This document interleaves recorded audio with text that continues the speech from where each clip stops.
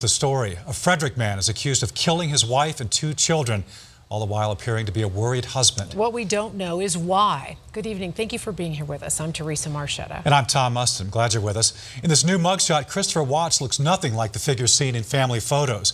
Gone is the smile he showed next to his wife and daughters, or even in the interview he gave Denver 7 a day before his arrest. Our team has been working their sources around the clock all week to make sure that you're the first to learn when there's a break in this case. Jace Larson, the very first reporter in the nation to break the news that Watts had been detained and confessed to the killing. And tonight, he's hearing from the DA about what comes next in the prosecution. Jacqueline Allen was on scene last night as police relaunched their search inside the family home. Tonight, she is hearing from the couples Chris Watts was staying with while police search for the wife and daughters police say he killed. And Jennifer Kovaleski was there today as Watts made his first appearance before a judge. She begins our team coverage tonight. Jennifer? Tom and Teresa, prosecutors just confirmed what many have long suspected, that this pregnant mom and her 2 little girls were killed inside the family's home in Frederick. Now, we know at least one of the bodies was found at an Anadarko oil and gas field. They are still searching for the little girls tonight. And I think our hearts are broken for the town of Frederick. For the small town of Frederick and investigators, this is the outcome no one wanted. It's been earth-shattering. Expressing our sorrow for the loss of Shanann Watts, Bella, and Celeste. This is absolutely the worst possible outcome. Investigators with the FBI, CBI, and Frederick police have been working around the clock since Monday to find pregnant Shanann Watts and her 2 little girls, Cece and Bella. But everything changed late Wednesday night. Chris Watts was taken into custody and was transported to the Weld County Jail just after 11:30 p.m. last night. Sources tell Denver 7 Shanann's husband, Chris, confessed to killing his own family and then hiding their bodies. Just 24 hours after he went in front of our cameras. Just come back. Like, if somebody has her, just please bring her back. A far different picture than this afternoon when he walked into a Weld County courtroom wearing an orange jumpsuit. We have been able to recover a body that we're quite certain is Shanann Watts' body. Detectives say they found Shanann's body on Anadarko property, one of the state's largest oil and gas companies where Chris was employed.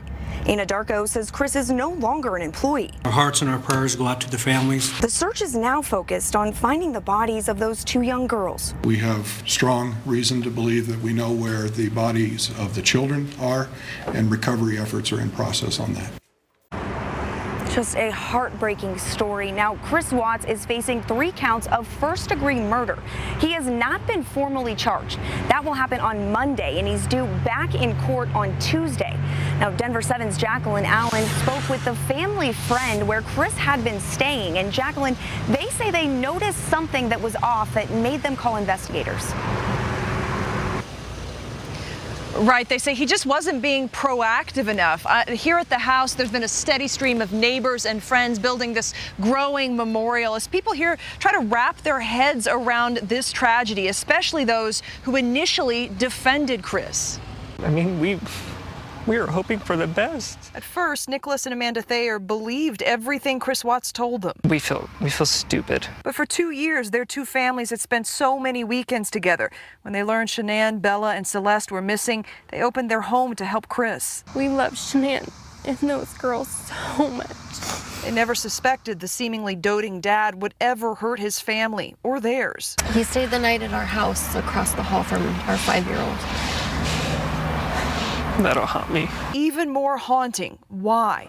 Why would he do this? Chris told them Monday about financial trouble. We had no idea that they were financially until we spoke with Chris on Monday. He mentioned putting the house up for sale. And then last week, Amanda says Shanann confided suspicions of infidelity. She said that it came to her mind that possibly he could be cheating, but at the same time, she was like, you know, he has no game. But they say he tricked them. Only once when they were with him did they see any red flags. It was Tuesday afternoon, and it was just kind of two easily ways of knowing where she could have been, and he didn't seem all that eager to look into it. They called detectives that night to report it. Still, they say the Watts appeared to be a happy family, and even if they weren't, no one expected this. He just didn't seem like the type of guy to injure a fly, let alone his entire family. I look at my little girl and I don't know how anybody could do that. There's no reason. And tonight, the couple says they're so sorry they defended Chris, and they've told Shanann's family that. I've been communicating with Shanann's family. Her brother sent me the fundraising sites to help pay for the funeral and these travel expenses. We put those on the denverchannel.com.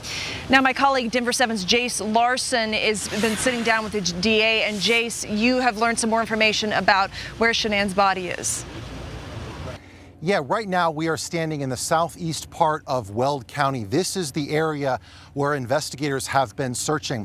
When I sat down with the Weld County District Attorney just about 90 minutes ago, he told us that while they have found her body, as you guys have been reporting, they are still searching for the bodies of her two daughters. Now, let me tell you show you what this area looks like from the air. We're told that her body was found out in an open field here, and investigators have been now searching for many hours to try and make sure that they can get all of the remains out here. After we broke news last night that Chris Watt had allegedly confessed, so many people started asking, will he receive the death penalty? So that's one of the things I brought up when I sat down with the Weld County District Attorney. People on Facebook, on Twitter, are saying the death penalty unquestionable. What goes through your mind when you try to evaluate a case for the death penalty? With respect to this particular case, that is so far down the road I haven't even thought or begun that thought process yet. But it would certainly involve communication and collaboration, discussion with her family, law enforcement, members of my office. So any decision that has to be made on that doesn't have to be made now for several months. So the district attorney's office has 63 days from an arraignment, and that arraignment is a formal court hearing. That isn't even scheduled yet. That would be several weeks away. So then any decision after that wouldn't happen for perhaps 2 more months. This is all still very early, and keeping in mind, they're still trying to recover bodies here. We are live in Weld County. Jace Larson, Denver 7. Jace, thank you so much. Our coverage of this story is just getting started. Be here with us tonight at 6 as a law enforcement expert breaks down the red flags raised by Watt's interview with us just one day after his family was reported missing and one day before he was taken into custody in their murders. You can also watch that full unedited interview right now on the denverchannel.com.